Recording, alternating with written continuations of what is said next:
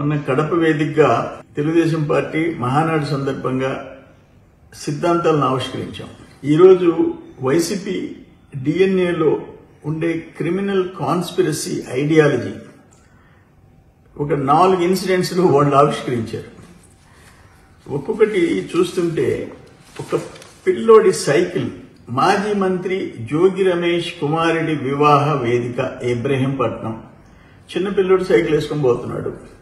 వాడిని ఆపి ఆ సైకిల్ తీసి ఆ పెళ్లికి వచ్చినవాడు తిప్పి గాలిలో తిప్పి వాడు వేడుకుంటున్నా ఏడుస్తున్నా కిందేసి కొట్టి కాళ్ళతో తొక్కి దాన్ని వైరల్ చేయటం.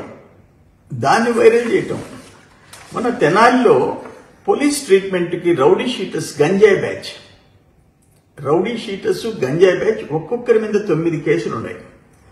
వాడు పోలీస్ ట్రీట్మెంట్ ఇచ్చారు. వీళ్ళు గత చరిత్ర క్రిమినల్ బ్యాక్గ్రౌండ్ చూసి దానికి జగన్మోహన్ రెడ్డి పోయి వాళ్ళని పరామర్శించి వస్తా అంట. అది సెకండ్ ఇష్యూ. మూడో ఇన్సిడెంట్ తిరుమల క్యూ లైన్లో కాకినాడ వైసీపీ నేత అచ్చారావు ఆయన స్లోగన్స్ చేయటం టీటీడీకి వ్యతిరేకంగా ఒక పుణ్యక్షేత్రంలో దాన్ని వైసీపీ పేటీఎం బ్యాచ్ వైరల్ చేయటం. ఇది ఇంకొకటి ఆఖరణ లోకేష్ బాబు గారు 10th రిజల్ట్స్ వచ్చినాయి. రీవాల్యుయేషన్ మీద రాద్ధాంతం చేయటం. 18% దాంట్లో ఆ స్క్రిప్ట్లకు సంబంధించి మార్కులు వచ్చినాయి. 18%.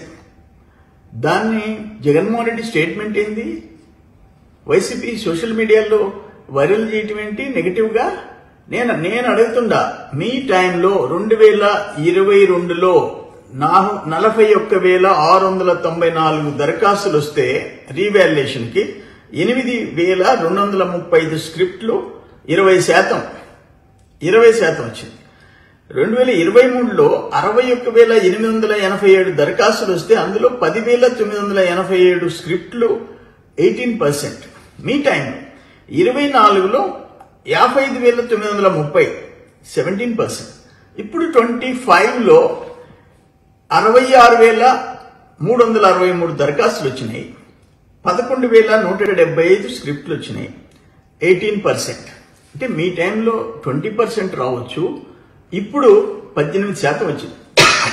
దాన్ని టోటల్గా ఇప్పుడు ఆ టోటల్ 10th క్లాస్ ఇవన్నీ చూస్తే ఈ ఏడాది మొత్తం మూల్యాంకన జరిగిన స్క్రిప్ట్లలో వ్యత్యాసం గుర్తించింది 0.0006%. 0.0006%. దీన్ని లక్షల మంది విద్యార్థులు మనసుల్లో అనుమానాలు రేకిచ్చే విధంగా నీ మీడియా, నీ బ్లూ మీడియా, నీ సోషల్ పేటీఎం బ్యాచ్ అసలు ఏమనుకుంటున్నారు అని అంట. ఈ రాష్ట్రం నాశనం అయిపోవాలా, రాష్ట్రంలో ఏ డిపార్ట్మెంట్ ఏ వ్యవస్థ బాగుండకూడదు.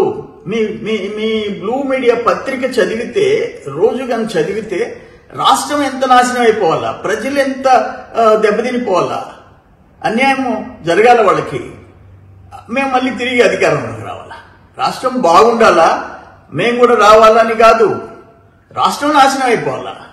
ఇటువంటి దుర్మార్గపు ఆలోచనలు ఒక రాజకీయ పార్టీకి, ఒక ముఖ్యమంత్రిగా పనిచేసినోడికి వస్తున్నాయంటే ఇంతకంటే దురదృష్టం ఇంకోటి ఏముంది? అందుకనే ప్రజలు గమనిస్తున్నారు. మిమ్మల్ని ఆఖరణ ఆ సైకిల్తోనే కొట్టారు మిమ్మల్ని. ఇప్పుడు సైకిల్ కింద పడేసి కొట్టారు, ఆ సైకిల్తో పడేసి కొట్టారు. 11 సీట్లకు పరిమితం చేశారు. నీ కడప జిల్లాలో 7 సీట్లు మేము గెలిచాం, 3 సీట్లు. అటువంటిది ఇంత సైకోలుగా మారిపోతే ఎట్టా? ఇంకా బుద్ధి రాదా మీకు? ఎంతమంది తప్పులు చేసిన వాళ్ళు రుజువైపోతుంది.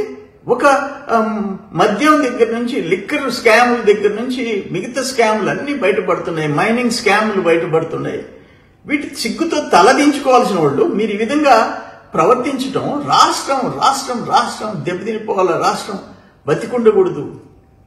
మీ సోషల్ మీడియా, మీ బ్లూ మీడియా దురదృష్టం ఇది. ప్రజలు గమనిస్తున్నారు, గుణపాఠం చెప్తారు మీకు. ఇంకా భగవంతుడు ఉన్నాడు పైన. భగవంతుడు ఉన్నాడు. మీరు చేసిన పాపాలు ఒకటే రెండా అనుభవించక తప్పదు.